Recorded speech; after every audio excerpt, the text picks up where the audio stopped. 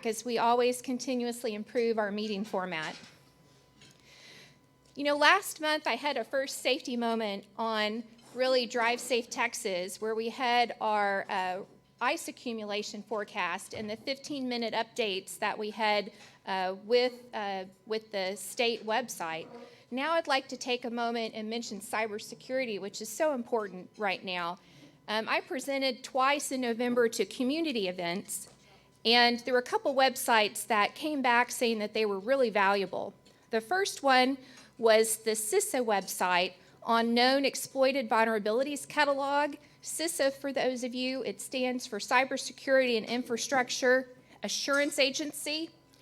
And in this catalog, a lot of it was updated in November of last year, and it lists, say you have an Apple product with an iPhone, it'll list the vulnerability and the patch or action you need to take. And it's very prescriptive as to what actually is the vulnerability and what's the patch. So it's a useful information link for the general public as well as an IT person. Cybersecurity at home, a little apropos right now, I thought I'd add that. The ready.gov website is really quite decent and is something to take a look at. It just so happens that our next month, our workshop will be on cybersecurity. And it's A.J. Jarrett, who worked at Texas A&M and is now in the private sector. And he's in the Houston area, and we're glad to have him. He will speak on some of the industrial standards, as well as really a hands-on workshop. We have 40 seats set up to bring your laptops at the NRG Wyndham Stadium next month, and you are welcome to sign up for free and PDH credit. If we need to increase beyond 40, we will. So thank you. So our agenda for tonight, I'll give a thank you for our water forum. Appreciate our sponsors and speakers. We'll have our university scholarships follow, our normal STS announcements, and our awards. And then we'll have Raising America's Energy IQ by the Honorable Jason Isaac, who's the Director of Life Powered, a project sponsored by Texas Public Policy Foundation. So our water forum appreciation. First, I'd like to thank the speakers. Mark Rangel from the Austin area with Spear Commercial and Industrial spoke on floating solar panels. Chris Kapp and Kenneth Mortensen of SPS, and I think, Kenneth, you came from Kansas, so thank you for that. And certainly water conservation technologies and evaporative cooling. And then Todd Forrett, founder and CEO of Forrett Plasma, from wastewater to 5,400 Fahrenheit steam plasma, your electric splitting, cracking, and heating decarbonization solution. And I'd like to give a minute to also recognize Alan Rossiter, who coordinates this every year so diligently. Thank you, Alan. He's with U of H Energy and is responsible for our SECO grant and the TEEP program. We'd also like to thank our sponsors. So we have multiple sponsors, thanks to Alan's diligence and also thanks to the generosity. And we have 3 gold sponsors, Plasma Whirl, West.net, SPS, and Marley. And then our bronze sponsors are Spear and Amex. And I'd like to give a word of thanks to Plasma World. We really like your punchy slide. And I'd just like to say that FPL was formed in 2006. They have over 120 patents. Their motto is Mars or Bust. And their business focuses on decarbonization solutions, electric decarbonization solutions for water splitting, gas cracking, induction heating and melting, and supersonic hydrogen combustion. Thank you very much for your generosity. We appreciate it.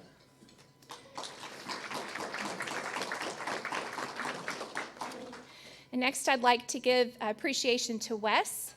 Wes is another gold sponsor of ours. We appreciate your generosity. They've been in business for over 40 years. And I personally want to note that InfraGard currently, which is the partnership between FBI and the private sector for infrastructure. WES is a privately held global services and energy company with offices throughout the U.S. and Europe. They've completed over 6,000 engagements in over 40 countries, assisted with mission-critical facility, data center, and telecommunication organizations in solving operational issues while increasing operational and energy efficiency and reducing risk. Thank you.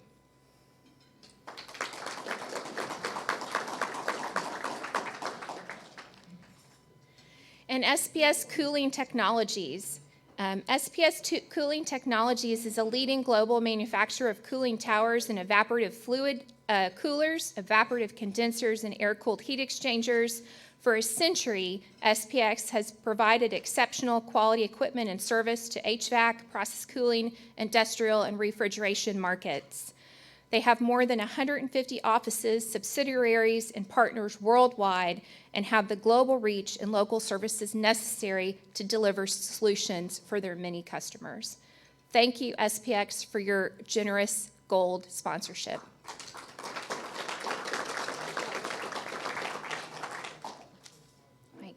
And next up, we have our university scholarships. You know, Professor Mike Wong is our Position 2 Outreach Director, and one of the main topics is to work with universities to award up to 12 $1,000 scholarships. We have 4 universities in our 28.5 counties. That's A&M, Prairie View A&M, U of H, and Rice. And we are allowing or welcoming our students to come up and give a word of appreciation, each person of about a minute, and then also a round of applause by our members. Afterwards, they have the option of driving back safely at night, and so if you see them get up, please just give them a word of safety and appreciation for their academic and volunteer efforts to support AIChE. After that, Mike. Thank you. Thank you.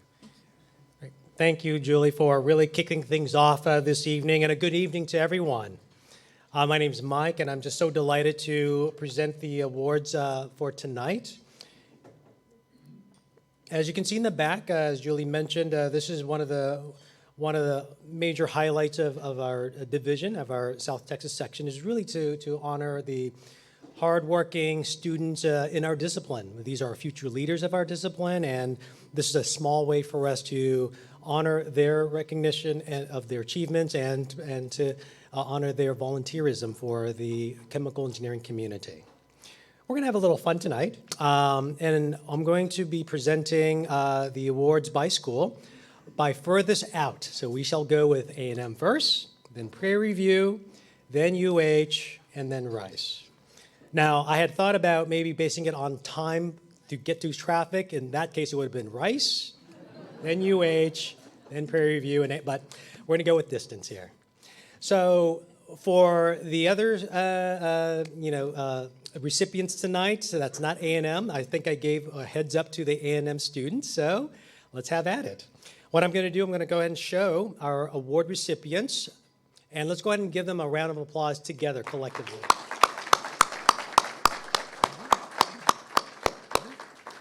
What I'd like to do is just call out the names going from left to right, and Nathaniel, could you come up, please? And Nathaniel, come up and speak into the mic, and the mic is yours. Howdy, y'all. So my name is Nathaniel Thomas. I am a sophomore chemical engineering major at Texas A&M University. I'm also minoring in computer science and mathematics, and I would just love to thank all of you for being here tonight. I'd like to thank Dr. Wong. I'd like to thank all my professors at A&M and my advisor, Lisa Villa, for this wonderful opportunity. I'm so glad to be here, and thank you so much for your time.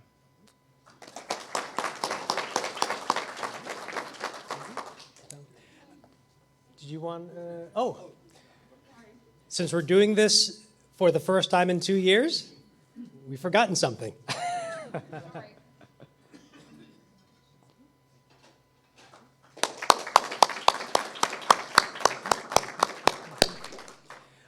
Every student does receive an award of $1,000 and also some parting gifts when they drive home tonight. Okay. The next awardee is Daniel. Daniel.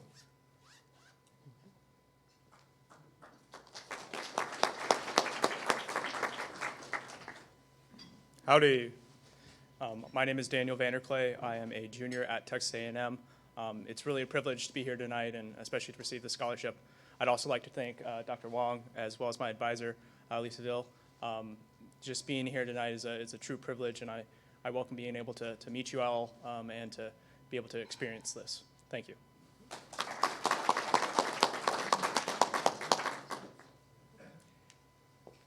And the final recipient from A&M is Simone.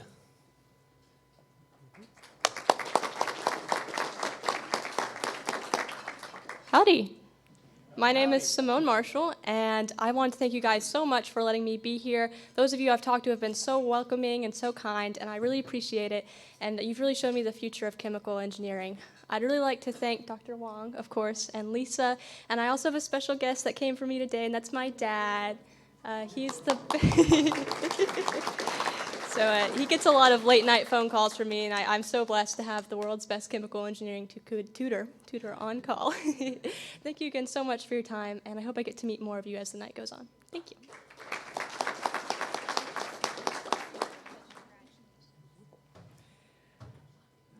Next up, we have from Prairie View A&M, Nathan. Nathan?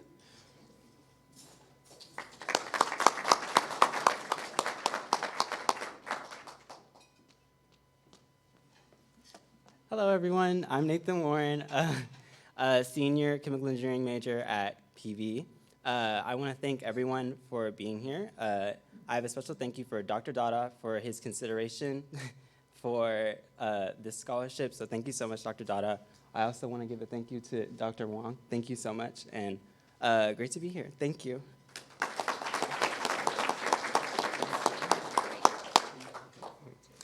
Alicia.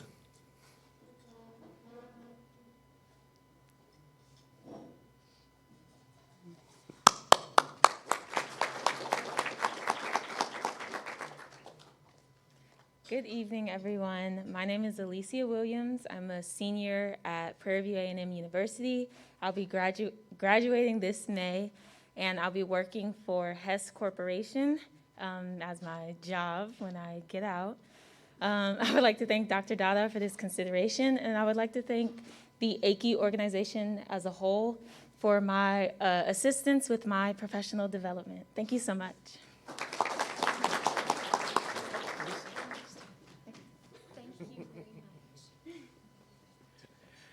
And finally, Kaylin.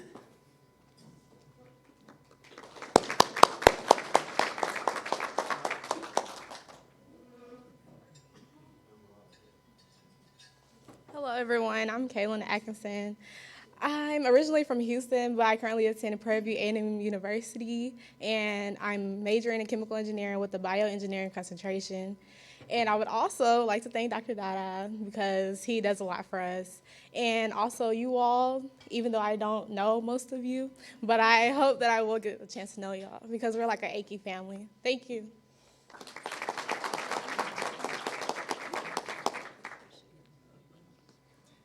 Excellent. Now we going to go more local with our students from U of H. And we shall go with Vera. Vera?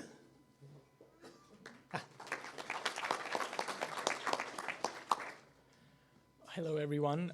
I'm Vera, a junior in University of Houston. Firstly, I would like to thank Dr. Wong because he has been communicating with me for the past week, and he's been very warm. And also, I would like to thank my professors at UH. Of course, without them, I believe no student would be what he is. So thank you, everyone, for being here, and thank you, Dr. Wong, again, for the award. Thank you.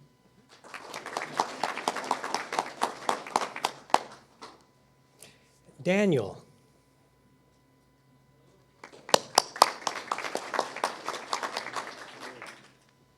Well, hello, my name is Daniel Velasquez. I am from the University of Houston. Right now I'm a chemical engineer junior.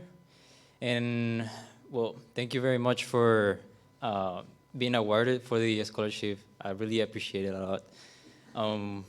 What else can I say?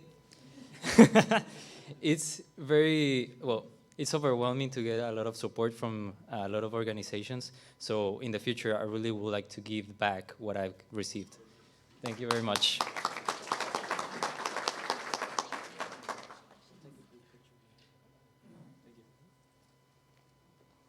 And rounding out to U of H is Ted. Ted?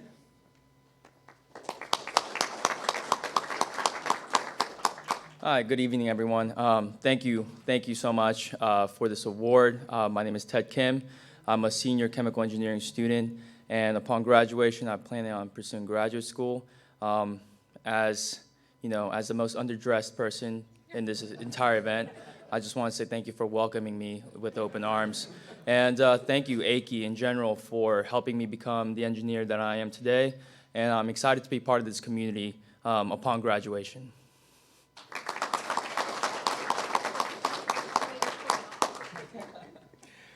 I understand, Ted, that you were finishing up your unit ops lab and then you rushed on over. Yep. So, A-okay.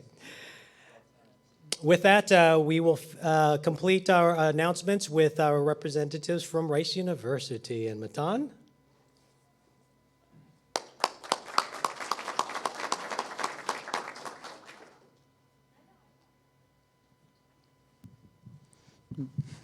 Hey y'all, my name's Matan Lieberkutz. I'm a junior year chemical engineering student at Rice, originally from Washington, D.C. And I would just like to say thank you so much for this scholarship. As everyone else has said, basically all my mentors in this entire career pursuit are in AIChE or have been in AIChE at one point. So I really owe this organization quite a solid for taking this very intimidating profession and making it something that people like me can actually participate in and join. So thank you for that.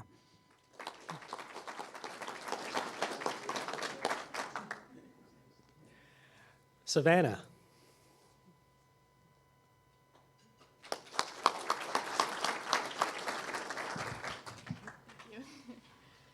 Hello, my name's Savannah Tiemann. I'm a junior at Rice University, majoring in chemical engineering and minoring in neuroscience. I cannot thank you guys enough for the continued support. I've been involved with AIChE since my freshman year, and you guys have continually been there for me in various ways. Thank you to those of you who spoke to me before this event. It was wonderful to meet you guys, and I wish that I could have had time to meet with all of you. Thank you for having me at this event tonight. I'm very excited to be here.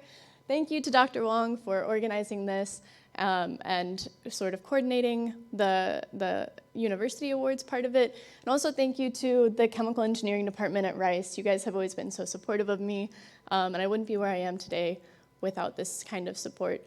This upcoming summer, I plan on doing research at the Mayo Clinic, and then after I graduate, I've secured a fellowship with the University of Zurich to pursue research there. So this funding is going to my savings for my travel abroad. Thank you guys so much. None of this would have been possible without your support.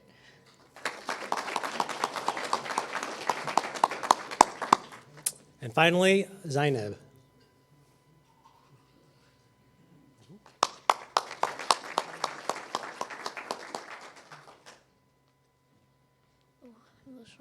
Hello, everyone. My name is Zainab. I'm a junior at Rice. Thank you. A little shorter than everyone else here. But I am a junior at Rice, majoring in chemical engineering, minoring in biochemistry, and I just wanted to say a huge thank you for inviting me here and awarding this scholarship. It really means a lot to me, and AIChE in general, both the organization and the Rice chapter, has been really instrumental in my professional development. As a chemical engineer, I would not be here. I would not have the internship I'm going to be working this summer without it. Because of AIChE's mentorship at Rice, I've been able to secure an internship all the way in Worcester, Massachusetts with AbbVie, so I'm really excited for that, and I can't wait to keep growing as an engineer as a part of AIChE. Thank you.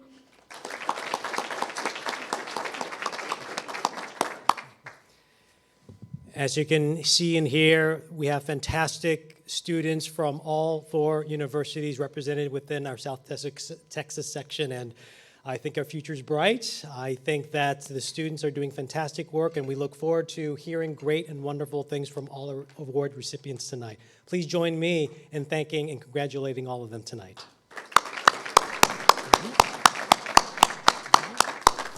With that, I hand the floor back to Julie. Thank you. Thank you, Mike. We appreciate it. I would like to go backwards a minute, but pause here a second and let the university students know that your checks will be coming to the addresses you sent to Professor Wong. Check back with us by Wednesday if they're not in your mailbox. Okay, thanks. I would like to call Mark Welsco up for your award and your appreciation. So, a little delayed there. I had a lot on my mind. Thank you very much for your sponsorship. We appreciate it very much. Thank you.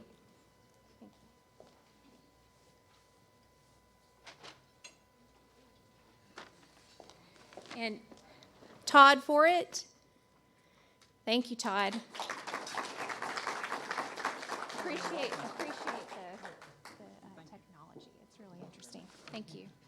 And Chris Kopp. Is Chris here? Oh, wow. Okay, thank you. You will? Okay, on his behalf. Thank you. Thank you, gentlemen. We appreciate your sponsorship and your support of our function. Thank you very much. Okay.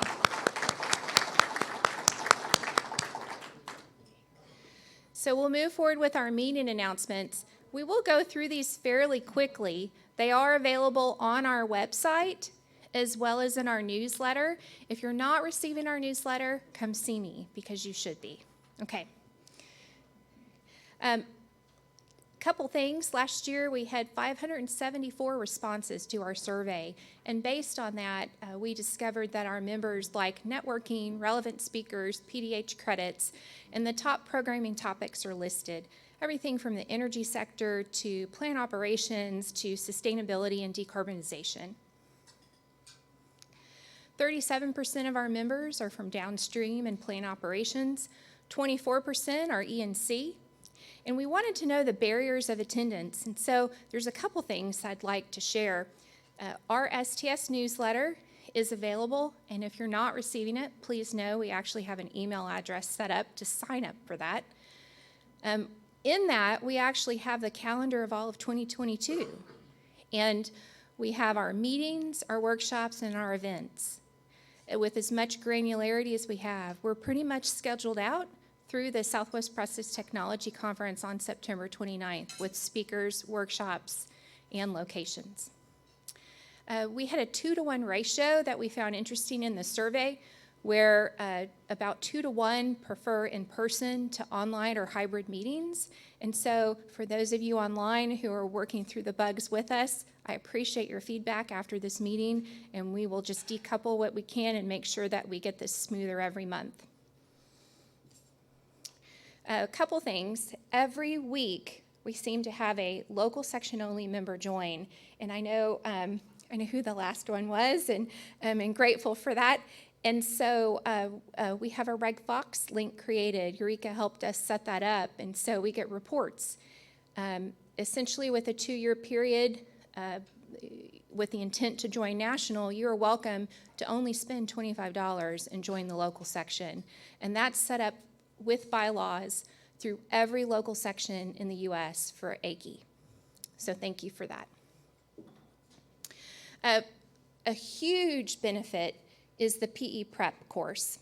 I definitely, as Carol and Dale Embry know, I support my PE because of the PE prep course here.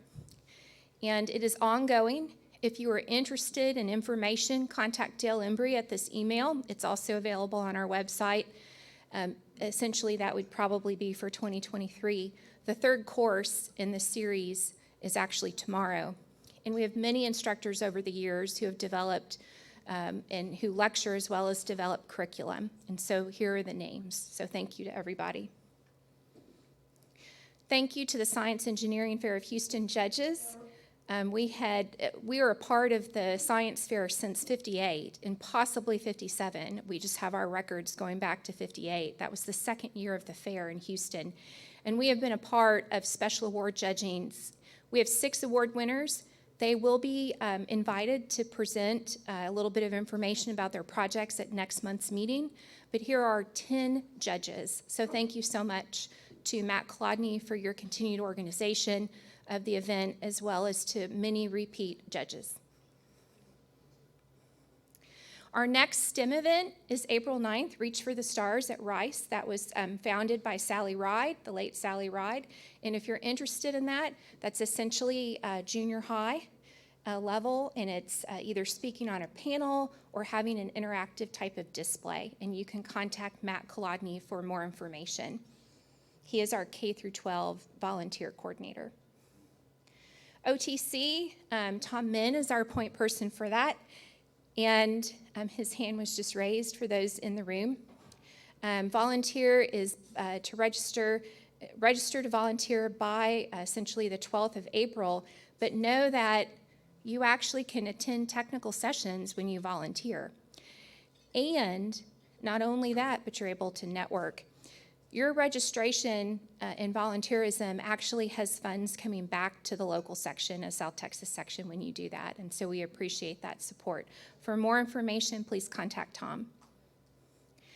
Also, one of the biggest things that we do, in addition to university scholarships, are our STS AIChE awards that are technical in nature, whether it's a best paper or whether it's a service appreciation.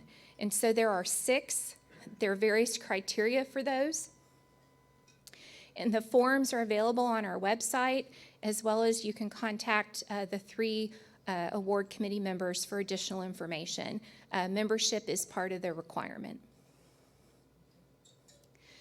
One of the member in transition or HR officer position 4 roles is actually to network on opportunities for hiring events and networking, and we do have one coming up on April 26th. It is with the SPE GCS. It's the 5th year that they have organized this event, and they're also looking for volunteers. So if you're a person who would like the behind-the-scenes networking opportunities, this is definitely one of them. We also have a faculty opportunity that's in our Brazos County in our northwest quadrant of the 28.5 counties that we support. And there is an opening for an assistant research director. Jack Chosnick is here tonight. Okay, he just raised his hand.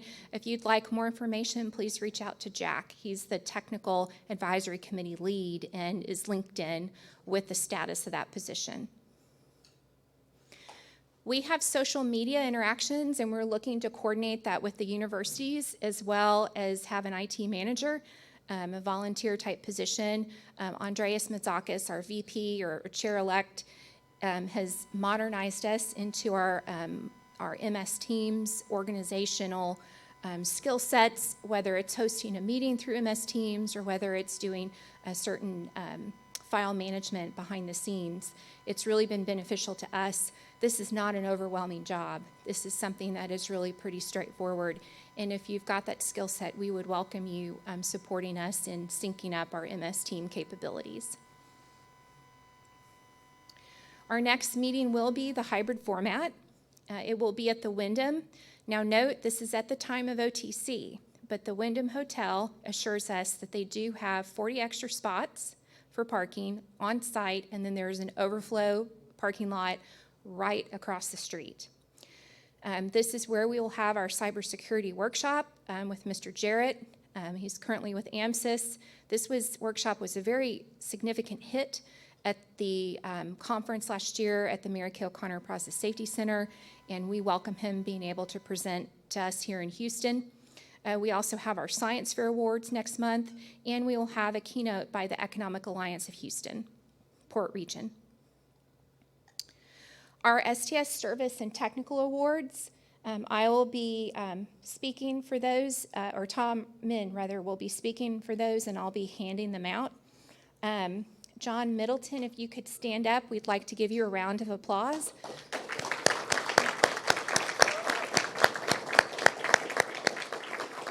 John gets embarrassed when we praise him, and I don't mean to, but I just want you to know on the executive committee meetings, long-standing, quiet wisdom, just perfect to work with, and it's just been a pleasure. Thank you, John.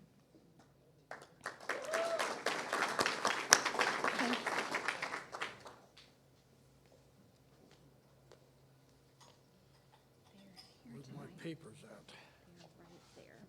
Good. I use this. Okay, we'd like to recognize for the South Texas section 2019 Distinguished Service Award, John Middleton. John, you want to come up here and take a bow, or you just want to stand up? She just introduced me a minute ago. I can't hear you, you know that.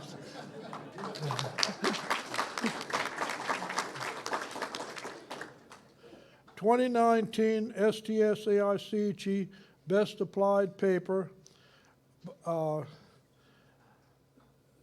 Yang Zi and Peng Zhu from Rice University. Title was Direct Electrolysis of Pure Aqueous Hydrogen Peroxide Solutions up to 20% by weight using the solid electrolyte. There they are back there. 2019 Best Fundamental Paper. Did I do something? There we go. That's all right. I'll reproject later. Okay. That's all right.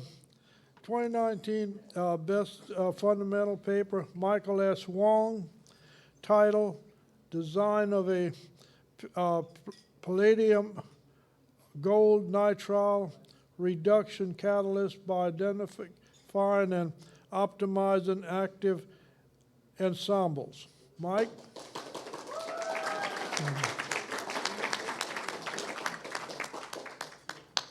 ...2020 South Texas Section Chair Appreciation Plaque, Mark Hartness.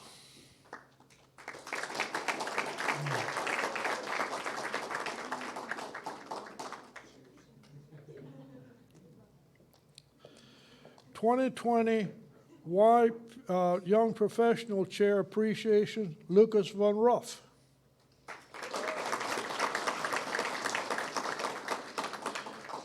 And 2021 South Texas Section, a Young Chemical Engineer of the Year, Lucas Von Ruff.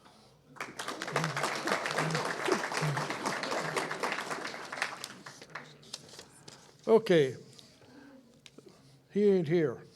2021 South Texas Section, AIChE Southwest Process Technology Conference Best Presentation Award, Ross T. Vale, Best Presentation. Gas con recovery and stripping issues at turn down conditions.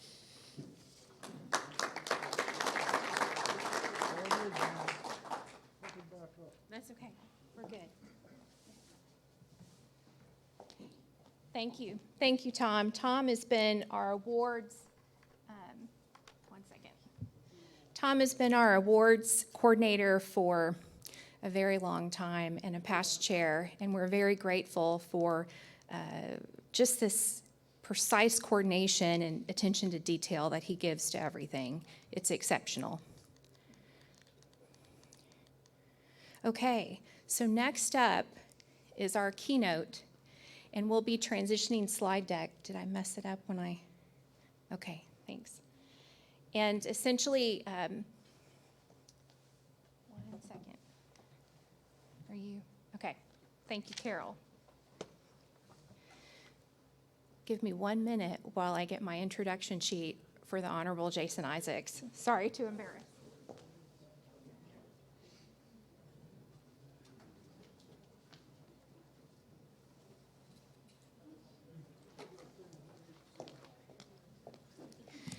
And now, without further ado, I'd like to ask Jason to come up and give our keynote dinner for tonight.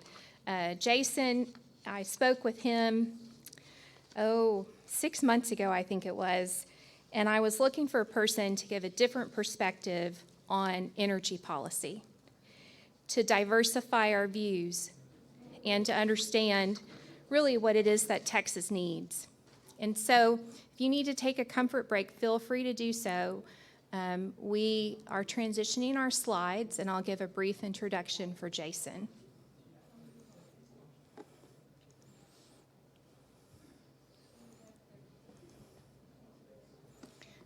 Okay. So Jason is the Director of Life Powered with the Texas Public Policy Foundation, and energy powers everything we touch, providing light, warmth, and most of the products we use on a daily basis. Yet the fossil fuel industry is vilified in the mainstream media. And you'll remember last month, Texas Chemical Council also mentioned that we need to work on our image and our perspective with the world. As our access to energy increases, quality of life dramatically improves. Life expectancy, child mortality, to education and freedom and economic freedom are improved. Mr. AIChE makes the connection between access to affordable, reliable energy and human flourishing and offers strategies, leadership opportunities to communicate how responsible production of energy will continue to make the world safer, our environment cleaner, and each and every citizen more prosperous. The Honorable Jason AIChE, prior to joining Life Powered, Jason is a fourth-generation native Texas who was elected 4 times as state representative for Hays and Blanco counties in the Texas Hill Country. He served on the Energy Resources and Environmental Regulation Committees, among others. He continues to volunteer his time, and we appreciate that. Jason has appeared on national news shows, and his commentaries have been published in The Hill, The Washington Examiner, The Daily Caller, Fox News, and other publications. Jason is a graduate of Stephen F. Austin University. He lives in Hays County with his wife, Carrie, and 2 sons. Please welcome Jason.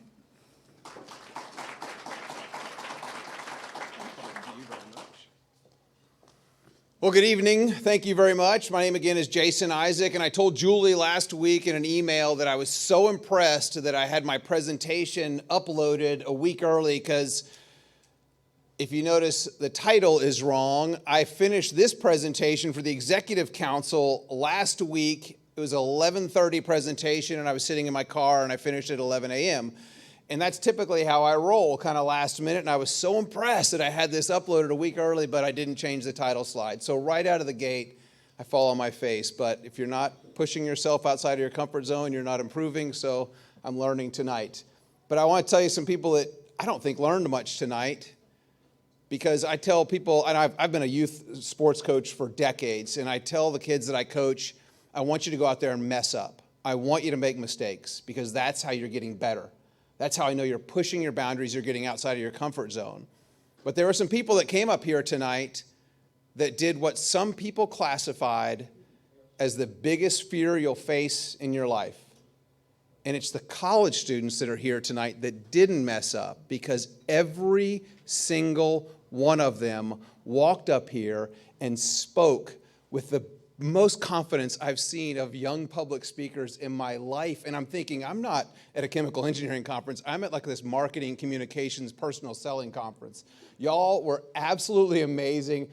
I could just vision myself in that position years ago, and I'd be shaking and trembling, and you guys just are awesome. That is one of the most fearful things that humans face, and that is public speaking, and you stood up here and did it. So I want to challenge you to continue your education with communication and effective and persuasive communications. But I was just sitting there in awe on the edge of my seat, watching and listening attentively to every single one of you. You captivated me, so well done. Please keep studying your communication, because y'all are really the professionals that are going to make the big difference in the future. So thank you. Well done. Now I'll move forward to my presentation. That we talk a little bit about the Texas Public Policy Foundation, and this is something I want to show you, because this is something you make possible.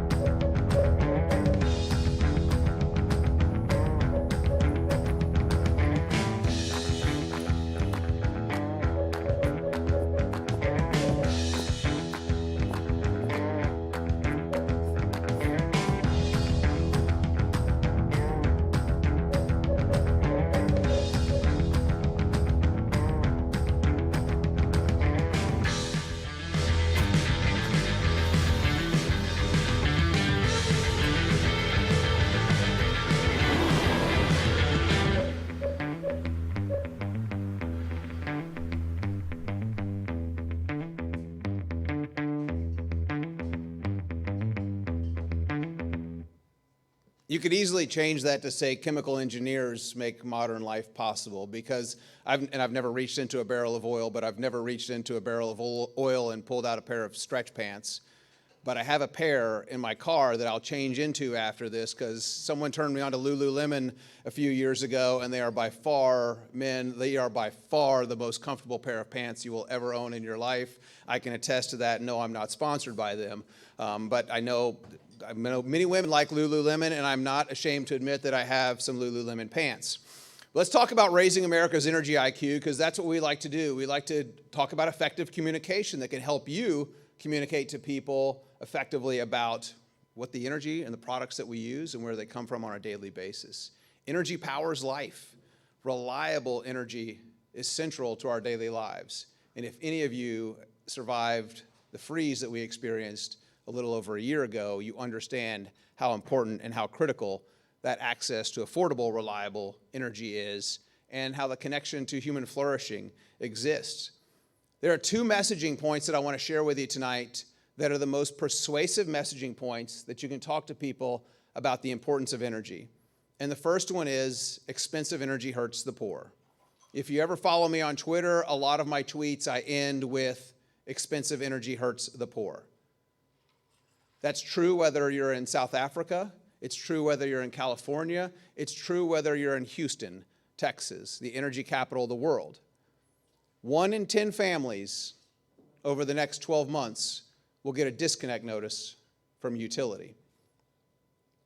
Imagine that. 1 in 10 families in the United States will get a disconnect notice from one of their utilities because they can't afford to pay it. 1/3 of Americans will struggle to pay their utilities. But I want to talk to you a little bit about what we can do to fight poverty around the world, whether it's here in Houston or whether it's in developing countries, and that's access to energy.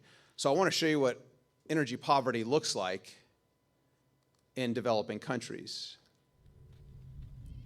This is a 13-year-old girl. Her name is AIChE. She's in Ethiopia. This is not one of our produced videos. This is a video produced by UNICEF.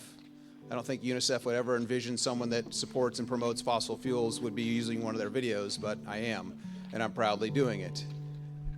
AIChE walks 8 hours by herself to collect water to provide for her family.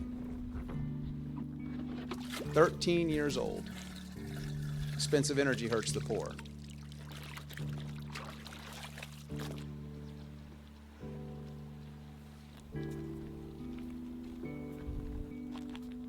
It's a heartbreaking part of this video when you see AIChE looking at her little brother's homework.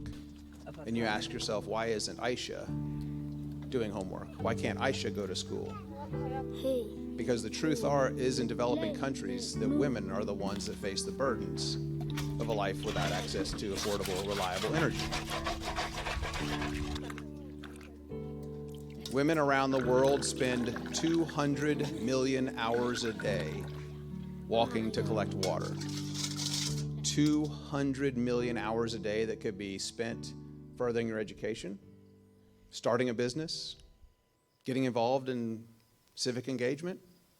200 million hours a day walking to collect water. That doesn't include the time spent collecting wood, animal dung, and other forms of biomass to try to heat that water to make it somewhat potable. The average woman on the face of the earth walks over 3 miles a day to collect water. That's including every woman in this room. Women are the ones that face the burden of energy poverty much more than men. Expensive energy hurts the poor. And it's right here in the United States as well. There's a group of civil rights organizations in California called the 200. It's over 200 civil rights organizations that probably don't ideologically align with me or the Texas Public Policy Foundation that I work for. We're a free market. We believe in individual responsibility, liberty, free enterprise. This civil rights organization is probably not ideologically aligned with us, but they're suing the state of California, saying that the California environmental policies have a desperate impact on communities of color. Expensive energy hurts the poor, right here in the United States. The second messaging point is a much better news. The U.S. leads the world in clean air. We're actually number one when it comes to access to clean and safe drinking water. Our environment is getting better. I spoke to a couple hundred kids in Fort Worth right before the COVID shutdowns, and I asked them, do you think our air quality has improved over the last 10 years or it's gotten worse? And I said, okay, who thinks it's gotten worse?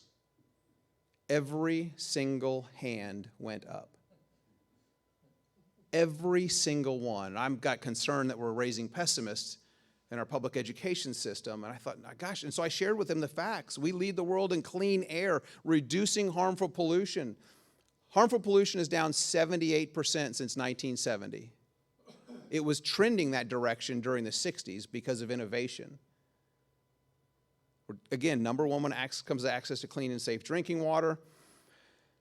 This to me is just the mind-blowing thing. I had a lobbyist overhearing, I was overhearing a lobbyist for the electric vehicle industry talk this was last fall, and he said, we need to go 100% electric vehicles. We need to mandate it because during the first 2 months of the COVID shutdowns, because there were 40 to 50% fewer vehicles on the road, the air quality improved significantly in Austin.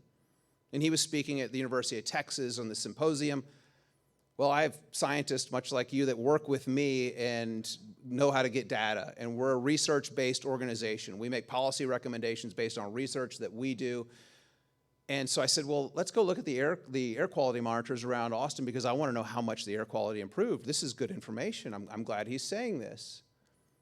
The facts are, during the first 2 months of the COVID shutdown, with 40 to 50% fewer vehicles on the road, the air quality in Austin got worse.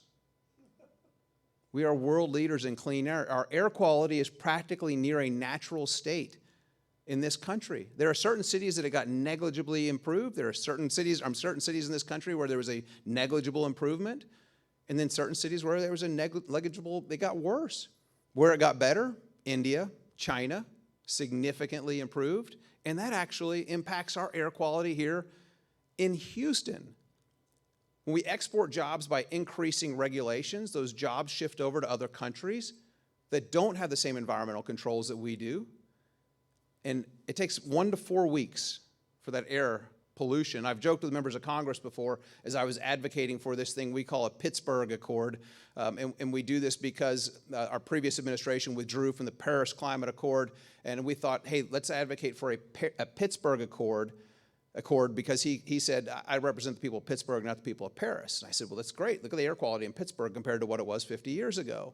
Why don't we get our trading partners to meet our clean air standards and actually reduce harmful pollution and not just focus on carbon dioxide? Let's focus on harmful pollution because we export those jobs, we import the pollution here in the United States as far as Houston and Denver. There's a 65% increase in ozone in Southern California that's attributable to Asian air pollution.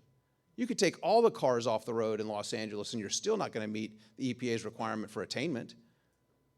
Asian air pollution impacting the United States, but we don't call on our trading partners to meet our air quality standards, but the rest of the world wants to punish the United States. We're world leaders in environmental protection, and this is something that people don't understand. I do like to talk to people about messaging and optimism, and I speak to a lot of younger groups because it seems like, and Michael Schellenberger, who is a leftist by nature, wrote a book a couple of years ago called Apocalypse Never. If you don't have a copy or if you're not familiar with this book and you want one, give me your business card or give me your contact information and I'll mail you one early next week. I've got copies in the office. He's a leftist who came out and apologized for spreading this climate apocalyptic narrative. And he says it's not a top concern in the world. It's not even in the top 10. But in there, he talks about psychologists, and they actually have a term, chronic fear of environmental doom is something that over 50% of American children suffer from. We're scaring our kids, and we should be giving them hope and optimism. Here's an article from him that he published, I believe, in Forbes, Why Apocalyptic Claims About Climate Change Are Wrong. Again, these are people that I don't necessarily ideologically align. You talk about the polar bear numbers. I ask kids a lot, okay, 7,000 or 40,000? One of those numbers represents the polar bears in 1970, and one of them represents the number of polar bears today. And the kids always say, oh, there was 40,000 polar bears in 1970, and there's 7,000 polar bears today. Again, I think we're raising pessimists and I'm an optimist. I say, no, no, no. It's actually the flip side. In 1970, there were 7,000 polar bears on the face of the earth. And today, there's over 40,000 polar bears. There's so many polar bears, they're actually invading towns. This was a headline. This is a Russian town. Nice to see the polar bears invading Russia. They're getting there due a couple of years ago. Maybe that's why they're moving into Ukraine now. There are too many polar bears. But this is really, they're bears. They're going to go to where food is, and food is where humans are. And we put things in the trash. They're going to go to where the food is. And a lot of that has to do with hunting. We don't hunt polar bears anymore, so I don't want to give it all to the climate. But there's a lot of polar bears. But that's the barometric measurement that kids use for the climate. Let's hang up the banner, mission accomplished. We've saved the polar bears. We're done. Let's go about our lives. Let's get everyone out of poverty. There's another one, only fossils like fossil fuels. Fortunately for me, I'll live long enough and hopefully be a fossil at some point in time. Because when you look at what happens when you have access to affordable, reliable energy, this is a screenshot from an Apple alert that came up on my phone a couple of years ago. And this was about the time of the 10-year challenge. I think it had been 10 years since Facebook was around. And so they're saying, who wins the 10-year challenge? It's humanity. Humanity wins the 10-year challenge because look at this, extreme poverty, cut in half in 10 years. How do you eliminate poverty? Access to energy. We now have under 1 billion people with no access to electricity. We still have half the world's population, 3.5 billion people, have intermittent access to electricity. But extreme poverty, it's incredible improvements there. Child mortality is improved. Youth illiteracy, those numbers have improved. Life expectancy, people are now living longer.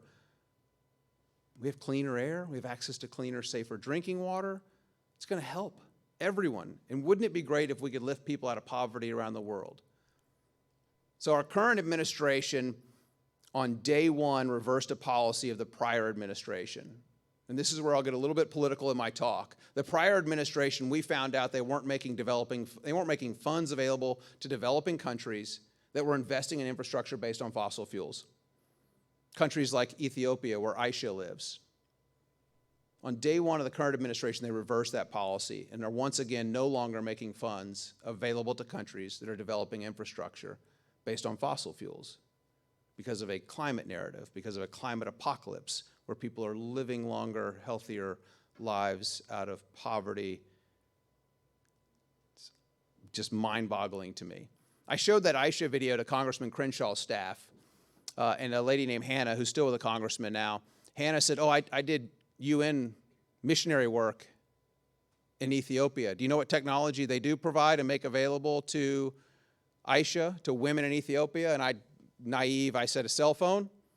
And Hannah said, no, the UN will make implantable birth control available for young girls like AIChE because they know at some point in time on their journey they're going to be attacked. That, to me, is heartbreaking. That's what they'll make funds available for, but not for infrastructure based on fossil fuels. Did we lose Mike? We can hear you. All right. Hey, we're back. Woohoo! So real quick, I want to talk about the blackouts here, and I'll talk in the form of a video with a lot of makeup on that looks great, and now I love makeup too, as well as my Lulu. But this is a video that I did with PragerU on the blackouts last February. The week of Valentine's Day 2021, the temperature dropped below zero. Nobody could remember it being this cold for this long. This was Texas, not Siberia. But Texas is the energy state. There was nothing to fear. Just go home, turn on the heat, and hunker down. That's how it should have gone. Instead, over 5 days, 4 million Texans lost power during what turned out to be the coldest winter storm in half a century. Hundreds died, including an 11-year-old boy who froze to death in his sleep. The state's electric grid operator, the Electric Reliability Council of Texas, ERCOT, later reported the state was just 4 minutes away from total grid collapse. The media was quick to blame the state government for not being fully prepared and not acting fast enough. This may be true, but ERCOT's mistakes were symptoms, not the cause of the problem. The real cause is decades of misguided policies that have left the Lone Star State with an unreliable energy infrastructure. It's a cautionary tale that the rest of the country needs to learn from. From 2010 to 2020, the population of Texas increased by 4 million people, and the state's economy grew by 35%. But while all this growth was happening, the state's reliable energy capacity was actually shrinking. Meanwhile, its unreliable energy capacity was surging. In fact, it almost tripled. Let's break this down. Reliable energy is fossil fuels, coal and natural gas, and nuclear. These fuels produce a near constant flow of electricity. Unreliable or variable energy is renewable energy, wind and solar. They're unreliable because they depend on the whims of Mother Nature. In 2020, Texans got 25% of their energy from renewables. During the February storm, however, that fell to 8%, at one point reaching a deadly low of just 1.5%. The reason? Renewable energy only works when the weather cooperates, but it's useless when it doesn't.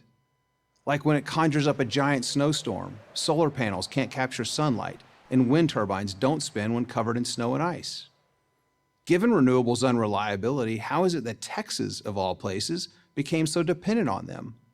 That story begins in 1999, when Texas politicians on the left and the right fell in love with the idea that they could turn the state into a green energy powerhouse. It sounded like a great idea at the time. Instead of passing any new mandates, they would do it by offering massive subsidies marketed as incentives to produce wind and solar power.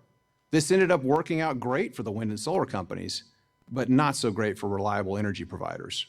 To illustrate this, imagine that you own a restaurant.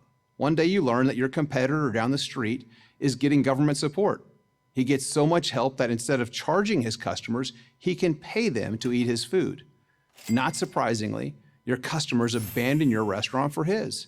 Your competitor prospers off the taxpayers' backs while your business withers. Let's apply this analogy to the real world of renewable energy. Wind and solar get so much in subsidies, they're guaranteed a profit.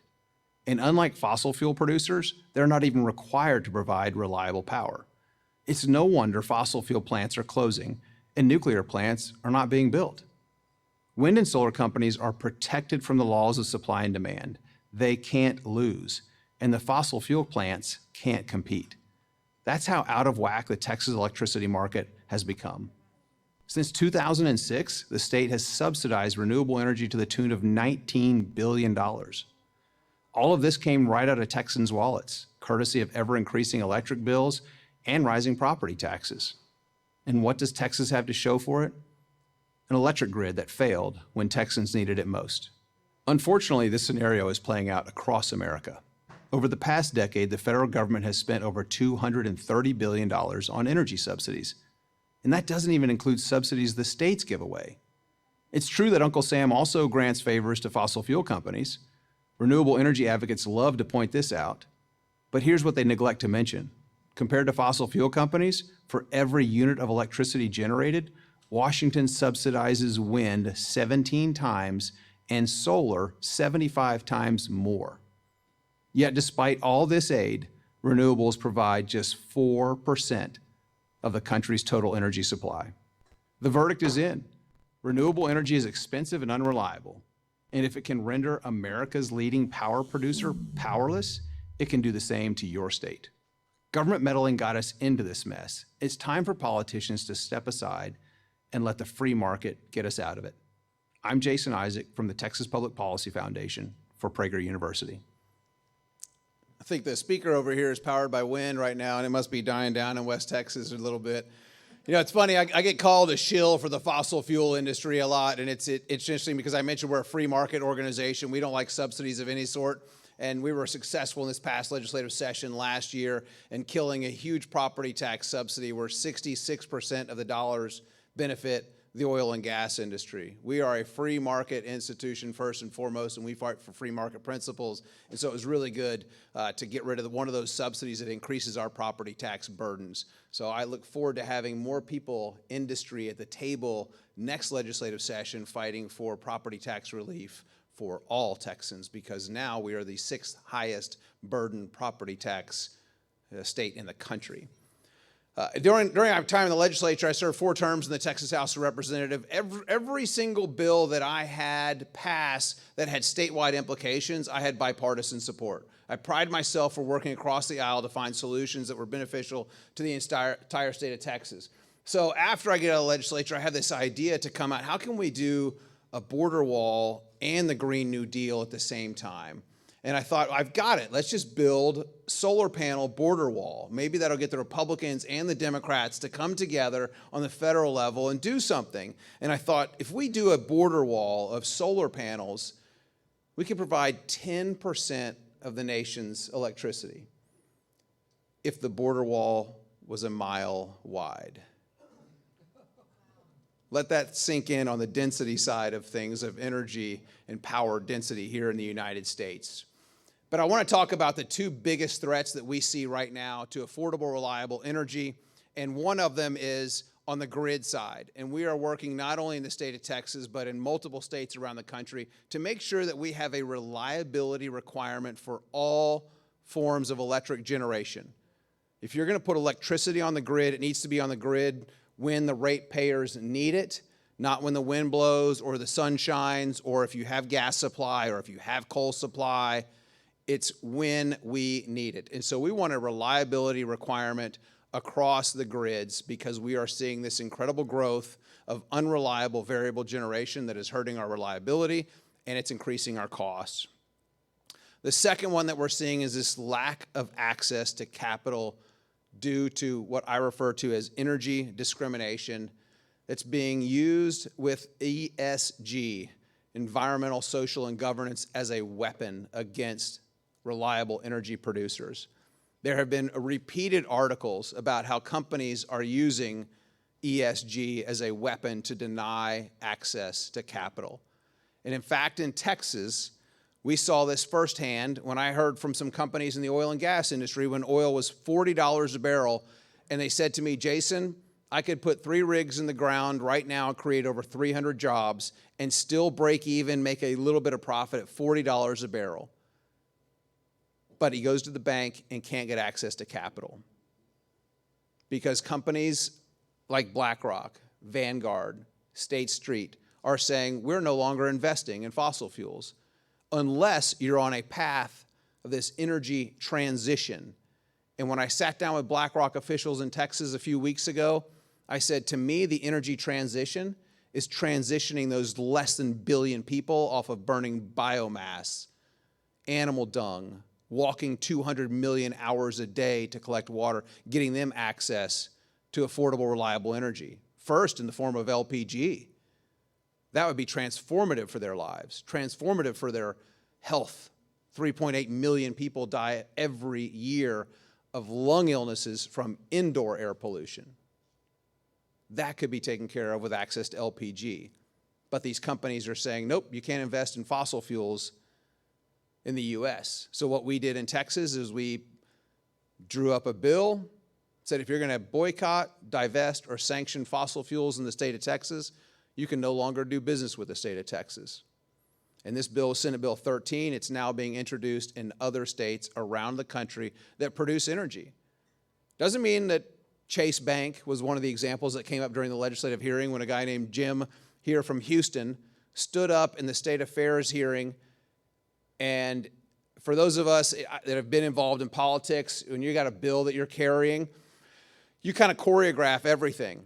Who's going to testify for, you figure who's going to testify against, but you got your testimony lined up, and all of a sudden this guy Jim stands up, and the chairman calls, I've got Jim from Houston testifying in support of Senate Bill 13 on behalf of himself, and I start texting people, who's this guy Jim? He's going to kill our bill, because I've seen it firsthand. People will stand up to support a bill, and they actually kill it because their testimony is so bad. And this guy Jim gets up there and says, yeah, I was actually here today to testify in support of some Second Amendment bills that are before your committee today. But I'm sitting here and I hear about this bill and I'm reading it right now sitting in the audience, and I have an oil and gas services company in Houston with 53 employees. And just months ago, Chase Bank came to me and said, we can't do business with you anymore. He goes, for 20 years, had a $500,000 line of credit with Chase Bank. And they cut me off and they said it was because I was in the business of producing oil and gas. No other reasons were given whatsoever. And so Jim and his 53 employees are worried about losing their livelihoods. The 53 families that he provides for, because he's got an oil and gas services company. And he says, I want to see this bill passed. And to tell you, this story has a happy ending. He goes, because I went to Frost Bank, And not only did it prove to me that it was just about the fact that I'm in the oil and gas business, because they saw my books and they gave me a line of credit, and not just for $500,000, but for $1 million. And his business is doing well. That's a Texas-based bank, and those banks should be rewarded with taxpayer deposits that are sitting in bank accounts. They shouldn't be rewarded with banks that are discriminating against Texas-produced energy, energy that's produced more responsibly than anywhere else in the world, arguably, in my opinion. So now we're working with attorneys general around the country on this, what we refer to as corporate collusion, violating antitrust laws. These organizations, like I mentioned BlackRock, interestingly enough, BlackRock does invest a lot in oil and gas companies. But when I asked them, why did they vote with fire engine or engine number 1 to replace, they tried to get 4 board members replaced on ExxonMobil. And they said, well, those board members weren't being innovative enough. We wanted 3 new board members. And then I said, so you realize that when you voted with other people's money, because BlackRock takes pension dollars and invests it in companies like Exxon, and then they vote those pensioners' shares. So you're taking other people's money and you're voting their shares. You're taking away their right to vote shares that they own. And you replace 3 board members on Exxon with activist board members that want Exxon to get out of the oil and gas business. You want them to decarbonize, go to net zero. And within weeks, the CEO of Exxon has come out with his net zero position. You want to decarbonize a business that produces hydrocarbons? That's like defooding a restaurant. It puts them out of business. I don't mind if people are in the business of decarbonization or they want to do carbon capture. That's great. It shouldn't be incentivized. The benefits of reducing CO2 emissions in the United States, this is the math that the UN used to justify the Paris Climate Accord. If you eliminate CO2 emissions by 2030, that's what was called for in the Green New Deal. Paris calls by 2050. If you eliminate all CO2 emissions in the United States by 2030, by 2100, the temperature differential will be less than 0.2 of a degree. It's 0.17. Get your jackets on, it's going to be cold. 0.17 degrees eliminate all CO2 emissions in the United States. That's no internal combustion engines, that's no train traffic, that's no electric generation where over 80% of our electricity comes from. That's no Topo Chico at the bar, that's no distilled spirits, that's no beer. That didn't work too well during Prohibition. It's probably not going to work too well as we push our way forward to this decarbonization that doesn't improve the environment. There are certain areas where it works really well. If you're going to do enhanced oil recovery, the dollars play out. There should not be incentives, in our opinion, especially on something that doesn't improve the environment. But it does increase the cost of energy, and I've said repeatedly, expensive energy hurts the poor. So we're getting attorney generals to look at these banks and financial institutions and the collusion that they're doing to take over these businesses. We think it's wrong. We think there's a good antitrust spirit for it, or a good antitrust law for it. So I mentioned the Texas Public Policy Foundation, the organization that I work in. We're the largest state-based think tank in the country. We've got about 110, 120 employees. We're based in Austin, Texas. We're over 30 years old. We work on things on education through K through 12. We work on criminal justice reform. That's probably the largest part of our organization. But if you'd like to learn more about us, you can scan that QR code with your phone and learn more about the Texas Public Policy Foundation. I mentioned education because that's one thing that we're doing at Life Powered is we are working on improving the curriculum in our public schools so it's unbiased about all forms of energy improved in Texas. This is where we really raise America's energy IQ, is in the classroom today. We were successful last year with our State Board of Education here in Texas, getting them to update the education curriculum standards, where now kids in 6th and 8th grades will be learning about the connection and access to energy and human flourishing. They'll be making the connection between access to energy and malnutrition. So this is incredible that kids are going to be learning the good things about energy that's produced right here in Texas. And if you'd like to learn more about Life Powered and the project of the Texas Public Policy Foundation to raise America's energy IQ, I think that takes you to our website, and there's an email address where you can reach me at. I really appreciate your opportunity and being a part of me helping raise America's energy IQ. Thank you so much.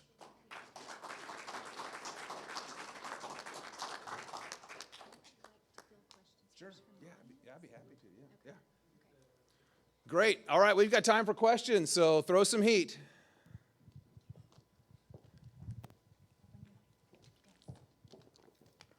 Thank you for your question. Thank you. Very good speech. I've read quite a bit about what BlackRock is doing, and they seem to be not just participating but leading the effort towards decarbonizing. And I'm wondering how they could talk to you with a straight face. It was interesting. How could BlackRock talk to us with a straight face? And I will say they are making significant investments in the oil and gas industry here in Texas. They listed out 10 different companies that they invest in, that they're large shareholders in. They're investing a lot of capital. And I will praise them because there is one competitive advantage that BlackRock offers that Vanguard and State Trust, others don't. And it's that they're starting to let people keep their shares to vote how they want to vote, which I think is an incredible thing. So you'll have state treasurers and pension fund managers that can now vote the shares that they're investing with BlackRock. I think that's an important tool. I wouldn't sell my right to vote, and I don't think that our pension managers and our treasurers and comptrollers within our states should either. So I was impressed with that. But they are absolutely leading this effort to be a part of the energy transition.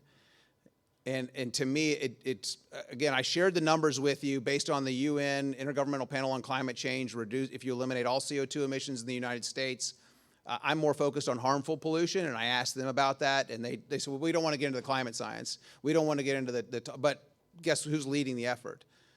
To give you an idea of how much money they manage, it's $10 trillion. And to give you an idea of how much money that is, it's 10% of the global wealth.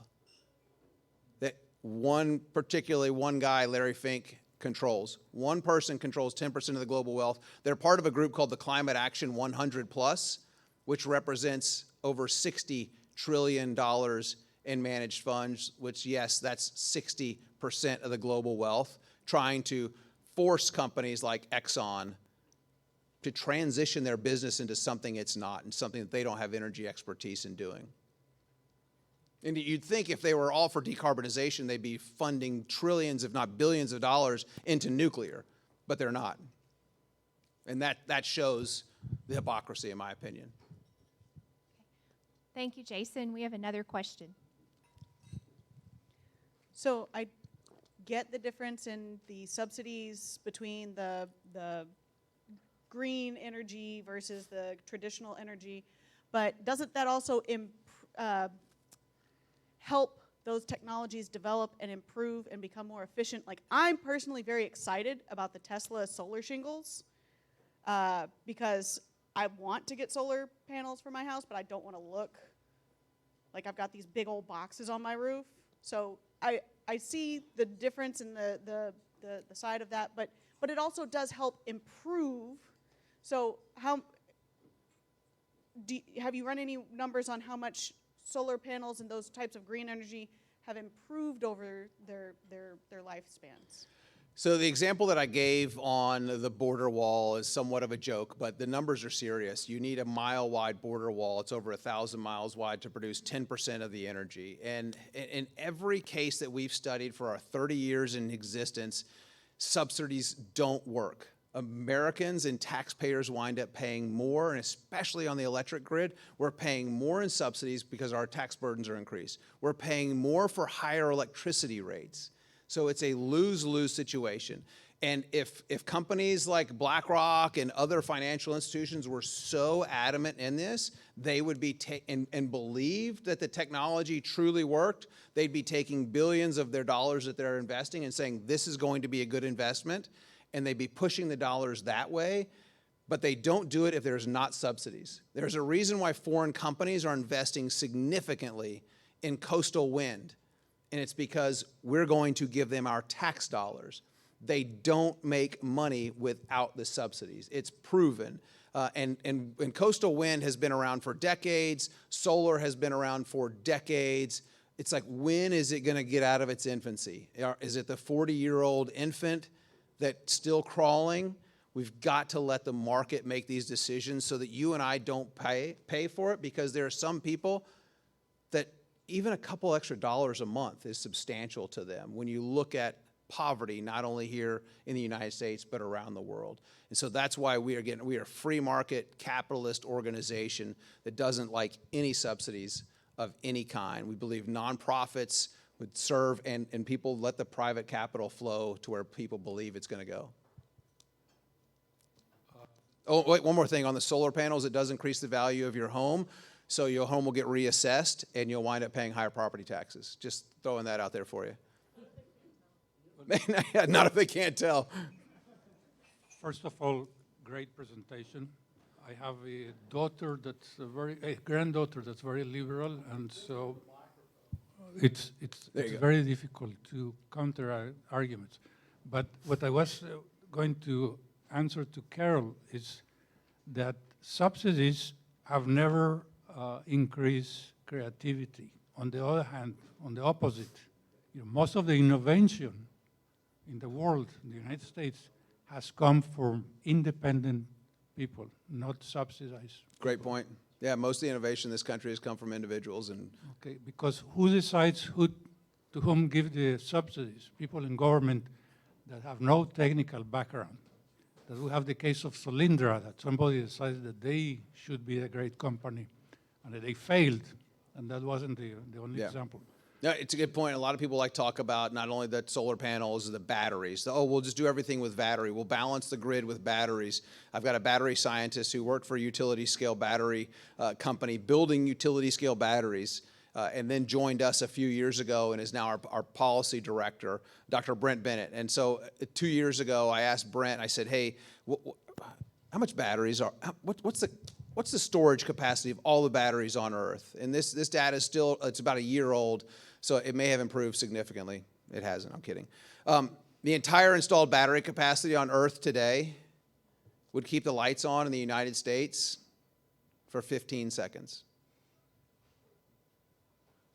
You want to look at a city like San Antonio, it's 2 hours in the city of San Antonio. A city like New York, it's 45 minutes. 15 seconds for all the installed battery capacity on Earth today. You can't live like that. Absolutely cannot live like that. And batteries tend to freeze like windmills do as well. Thank you, Carol. Thank you, Jack. Next question, Mr. Turner. Thanks for a great presentation and some of the discussion that we've been having now. It seems like there's some opportunity for variable or less reliable electricity to be used if we have more incentivized, maybe incentivized is not the right word, but smart grid type thing where, and even industry, there's some processes that use a lot of electricity that can be turned off and on. And we need to incentivize that type of way to balance the consumption instead of just doing it on the production side. Yeah, so there's a program in Texas, a demand response program, or at least in the ERCOT grid, there's a demand response program right now. So for heavy industrial users of electricity, there's a steel mill that I've toured before, and they have a huge arc furnace that requires a lot of electricity. It's interesting to know that in high demand times, they'll actually turn that down. And I'm like, oh, that's noble of you. And then they said, well, we get paid to not use electricity. And I'm like, what? No, yeah, the grid pays us to turn down our electric. And I'm thinking, well, who's paying for that? The ratepayers, because we don't have enough reliable electricity on our grid. It's the same thing. We had 5 Bitcoin mines last month now that shut down. And there was all this press like, oh, these 5 Bitcoin mines just shut down just to conserve electricity. They shut down because the electric costs were going to be too high for them. And they're getting paid by us to stop using electricity so that we can keep our lights on.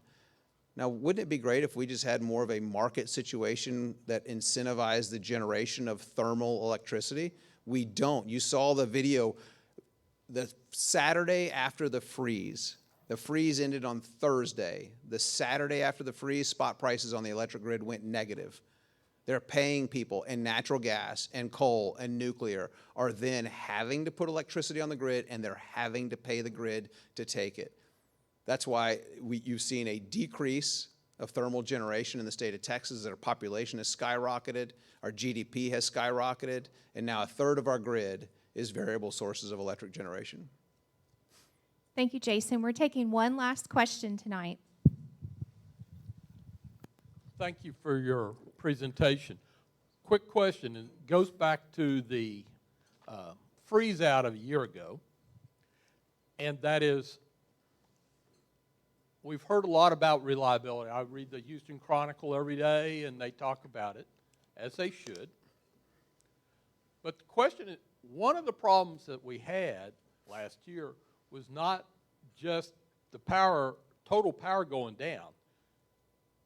CenterPoint or whoever our local power distributors were couldn't turn it on and off at places. In other words, so like my house, I lost power for 52 hours.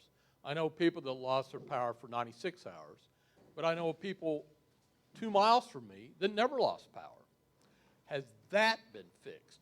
In other words, so that they really truly can rotate it every 4 hours. Yeah, you've got critical infrastructure, and sometimes critical infrastructure is a fire station. It could be a hospital. You could actually have your home designated as critical infrastructure. If you have medical needs, you can file a piece of paper with your electric provider and the Public Utility Commission of Texas, and then everyone that's on your switch will not, which is probably a significant number of homes, won't be rolled. And so that's why some people had longer outages than others.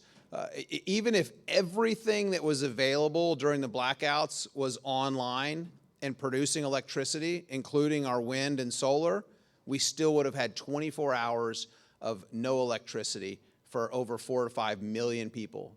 Our demand exceeded what we have, and again, it's because the market is just not signaling it's time to build renewable or reliable natural gas. They can't make money doing it. Natural gas over the last 7 years have had 2 profitable months in the ERCOT grid. I would not be in business if that were the case. I'm not disagreeing with what you're saying. I'm just saying, has CenterPoint fixed their problem where they can turn grids on and off? I don't know down to the local distribution company if they've done that or not. I know there was some legislation was passed that they have to determine what is critical infrastructure and they can't roll that. But if there's not enough electricity, they're going to roll certain people. Let's just hope they don't roll the Permian like they did last time. Because when I use the analogy that ERCOT fell asleep at the wheel, and I've looked at the time frame, and it's about 1:12 a.m. and our demand started to skyrocket. This is February 15th, 1:12 a.m. Demand started to skyrocket, and you get power plants that start spinning and creating. They're trying to keep up with the demand because the frequency in the line is dropping. I call it a charge as a simple term, but it's really a frequency. And the power plant starts spinning, and those things spin too fast, they trip offline. It's like they throw a breaker, they shut down. Sometimes they take days to come back up online. You begin rolling outages to keep those plants from tripping off, and ERCOT fell asleep at the wheel. I say they woke up, then they hit the deer, and then they swiped the power line and took it out too because they started doing rolling outages and rolled the Permian Basin. They didn't have critical infrastructure marked. Natural gas production went from 18.4 billion cubic feet to 4 billion cubic feet. So then you have power plants that don't have gas supply. It was just a colossal mismanagement. Again, we just don't have enough reliable electricity on the grid as it is. Thank you all so much. Appreciate the opportunity to be here. Jason, Thanks, Julie, so much. You're awesome. Appreciate it. Yeah, this is great. We appreciate you. My pleasure. Enjoyed it. It was fun. Yeah, thank you. I'd like to thank Jason for really the informative nature of for policy perspective. And I would like just to pull up the slide that I have for our volunteers and just give thanks to Jason again as our keynote, and Mark Rangel, Chris Kapp, and Kenneth Mortensen, and Todd Forrett as our water forum speakers. Our officers, in particular, Eureka Diaz-Baloez, she does a lot and goes the extra mile behind the scenes. And I just wanted to give her a shout out in particular. I don't even know that she's here right now, but we also have thanks for Adam, Mr. Stojan, that's Carol's father who volunteers with us for our sound system, Trevor Rice, and Carol. And I'll give a shout out to Kim Stations who allowed 2 of their employees to leave quite early today to help set us up for success with AVIT and all the registration support. So thank you to everybody who goes the extra mile for our chapter. We appreciate it. Thank you.